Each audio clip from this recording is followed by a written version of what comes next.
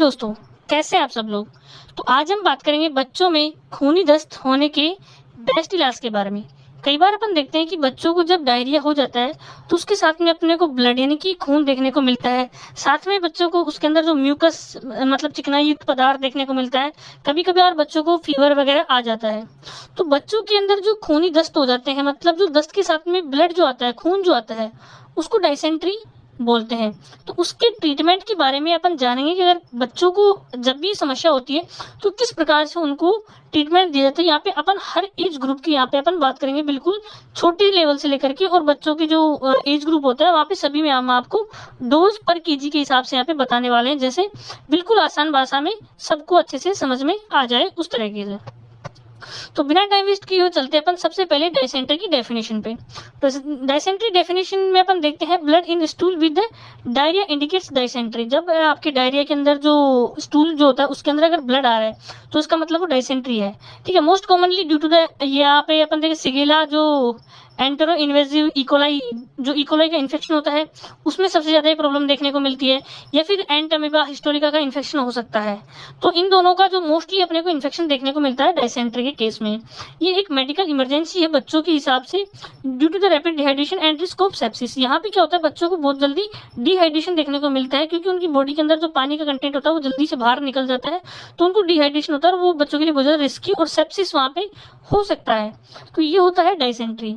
अब बात करते हैं अपन इसके बारे में फर्दर कि क्या क्या सिम्टम्स अपने को देखने को मिलेंगे, कैसे अपन पहचानेंगे कि बच्चे को डायसेंट्री वाली प्रॉब्लम है।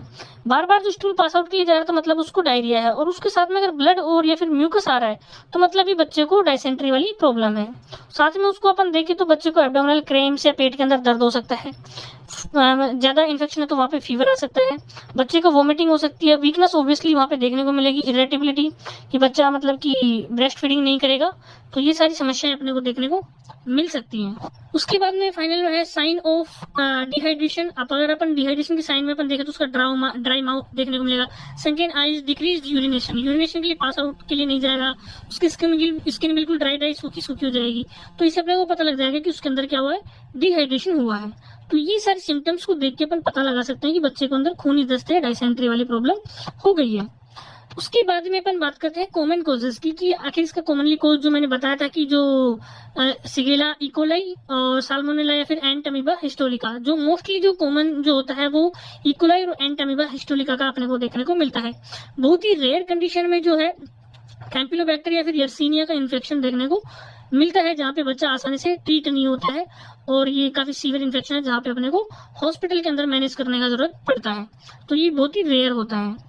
अब यहाँ पे अपन बात करेंगे उसके बाद में उसकी ट्रीटमेंट की, जो कॉमनली जो इकोलाई और एंट अमीबा हिस्टोरिका की वजह से जो डायसेंट्री या बच्चों में खूनी दस्त हो रहे हैं किस तरीके से मैनेज किया जाता है, क्या क्या चीजें दी जाती है, उसके बारे में एक प्रिस्क्रिप्शन की तरह अपन ट्रीटमेंट की बात करेंगे।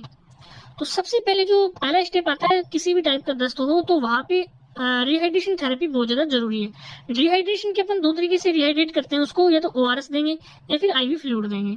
तो सबसे पहले मैं बात करता हूँ कि जब उसको नॉर्मल हो तो वहां पे सबसे पहले अपन उसको ओआरएस देते हैं, ओरल रिहाइड्रेशन सॉल्ट। ठीक है।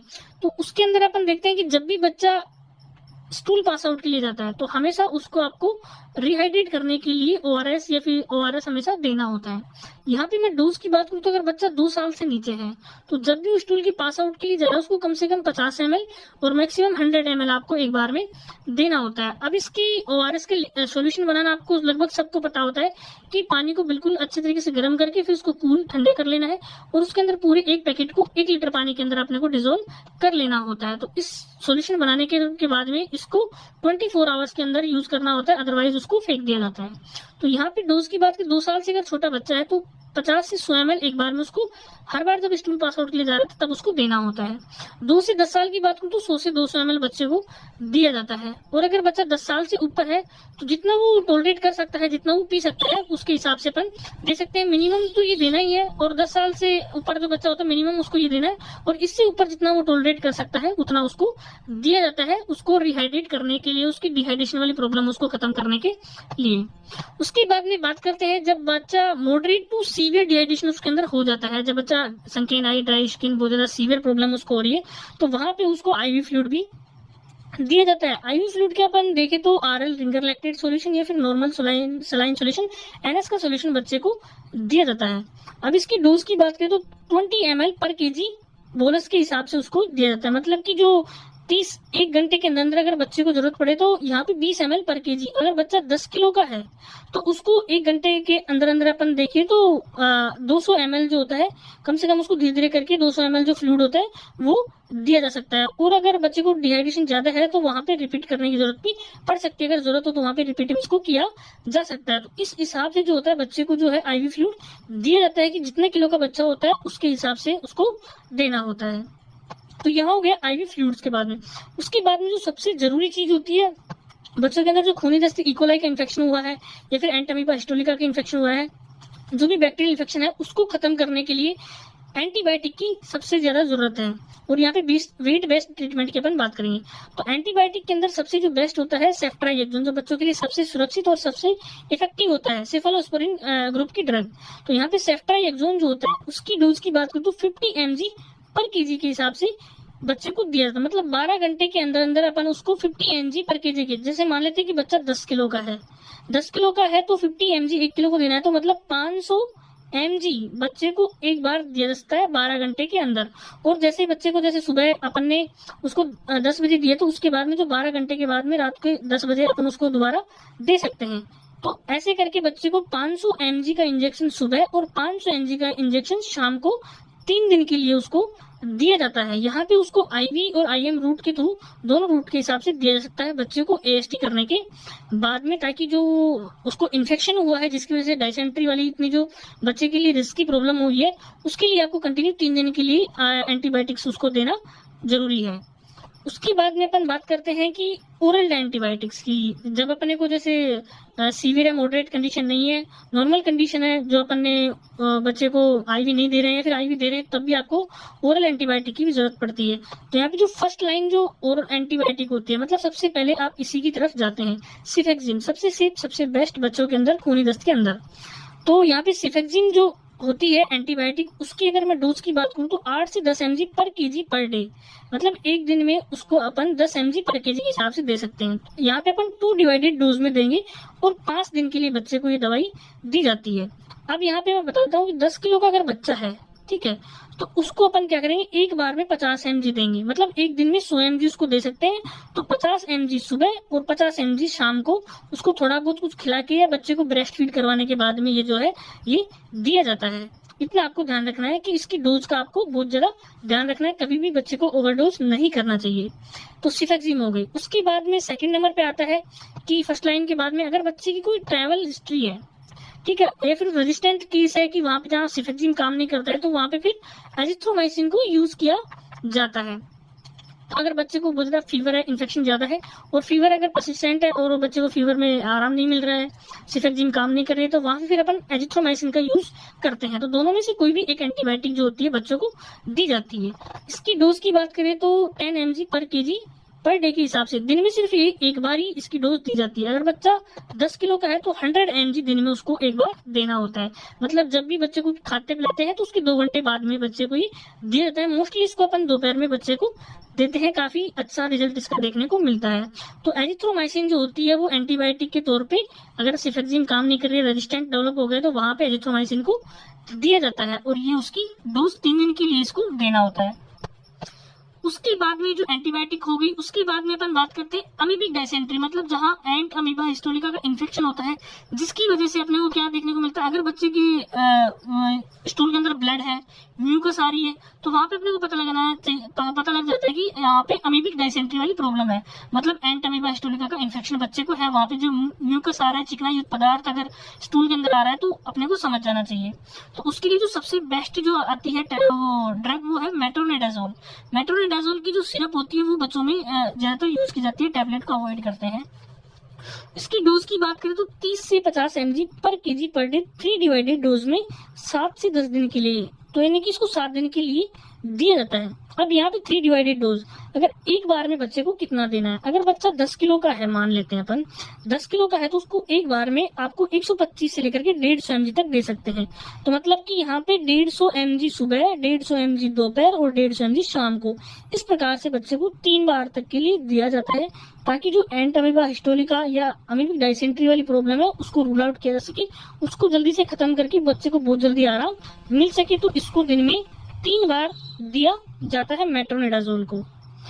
उसके बाद में अपन बात करते हैं कि साथ में बच्चे को और क्या दिया जाता है। यहाँ पे सप्लीमेंट की जो सपोर्टिव ट्रीटमेंट होता है उसके तौर पे बच्चे को जिंक हमेशा दी जाती है। किसी भी प्रकार का डायरिया हो, चाहे खूनी दस्त हो या फिर नॉर्मल दस्त हो, वहाँ पे बच्चे को जिंक देना बहुत ज्यादा जरूरी है। वो उसके खाने को पचाने में हेल्प करता है, बच्चे के अंदर भूख बढ़ाता है, ठीक है, तो ये सबसे ज्यादा जरूरी होता है। और ये जिंक सल्फेट जो होता है बच्चे को कम से कम 14 दिन के लिए दिया जाना चाहिए। अगर बच्चे की उम्र 6 महीने से नीचे है, कम है, तो वहाँ पे 10 mg दिन में एक बार दिया जाता है। और अगर 6 महीने से ज्यादा है तो 20 mg ओरली उसको दिन में एक बार दिया जाता है। तो ये उसकी डोज होगी कि 6 महीने से छोटा है तो उसको कितनी देनी है, 6 महीने से अगर ज्यादा बड़ा बच्चा है तो उसको अपन कैसे कितनी डोज करके देनी है। तो यहाँ पे जिंक सल्फेट होता है जो सपोर्टिव काम करता है डायरिया को बहुत जल्दी ठीक करने में, चाहे वो खूनी दस्त हो चाहे नॉर्मल डायरिया हो, तो वहां पे उसको इस तरीके से ट्रीट किया जाता है। उसके बाद में अपन देखते हैं फर्दर क्या क्या चीजें अपने को अवॉइड करनी होती है, कभी भी बच्चों में ये नहीं करना चाहिए। तो सबसे पहले अपन बात करते हैं लोपेरामाइड। लोपेरामाइड जो काफी फेमस ड्रग है, कहीं पे यहाँ पे इसको येलो गोली मतलब येलो टैबलेट के नाम से फेमस है, कहीं पर इसको लोग ग्रीन टैबलेट के नाम से बोलते हैं, इसका ऐसा कलर आता है। तो ये एक एंटी मोटिलिटी एजेंट होता है, इसको बच्चों में कभी भी यूज नहीं करना चाहिए, विशेषकर अगर बच्चा 2 साल से नीचे है, ठीक है। अगर बच्चा 2 साल से छोटा है तो उसको कभी भी नहीं देना चाहिए। अननेसेसरी कभी भी उसको एंटासिड्स आपको नहीं देने चाहिए। और कोई भी रो फूड या अनपास्चराइज्ड ड्रिंक्स जो होती है वो उसको कभी भी नहीं देनी चाहिए। बाहर से कुछ भी ज्यादा उल्टा सीधा उसको नहीं खिलाना चाहिए। और लोपेरामाइड को आपको विशेषकर ध्यान रखना होता है, तो ये बच्चों में हमेशा अवॉइड करना चाहिए। उसके बाद में अपन बात करते हैं कि कब बच्चे को हॉस्पिटल में रेफर किया जाना चाहिए। कभी भी उसको आपको क्लिनिक पे ठीक करने का रिस्क नहीं लेना चाहिए।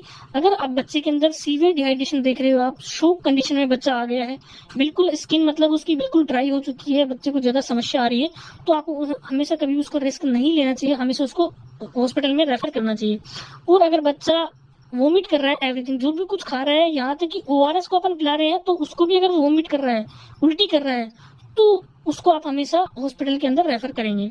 उसके बाद में अगर उसको 2 दिन से अगर अपन उसको ट्रीटमेंट चला रहे हैं, एंटीबायोटिक दे रहे हैं, अपन फ्लूइड दे रहे हैं, लेकिन बच्चे को फिर भी ब्लड के अंदर जो स्टूल के अंदर जो ब्लड आ रहा है उसमें कोई फर्क नहीं दिख रहा है, तो फिर आप उसको हॉस्पिटल रेफर करेंगे ताकि फर्दर उसकी जांच की जा सके।